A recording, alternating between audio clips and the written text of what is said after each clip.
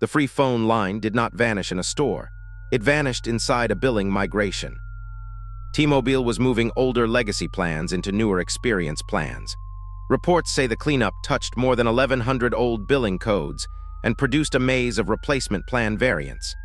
That sounds boring until an account card enters the tunnel with a free line credit attached, and the credit slips off before the new bill is rebuilt.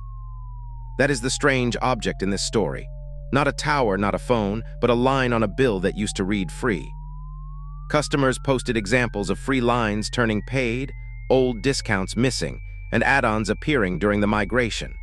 Some reports focused on very large bill jumps.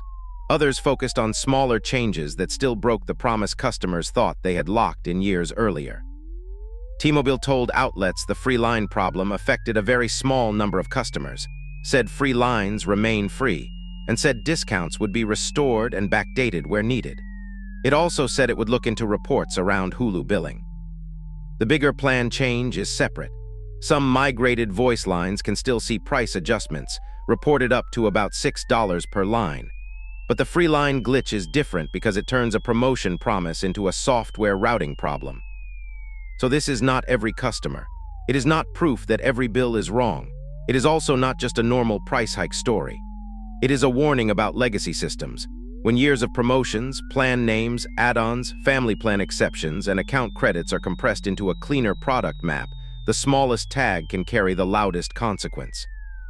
That is why the visual trail moves from old code racks to account cards, to a bill wall, and finally to a restoration scanner.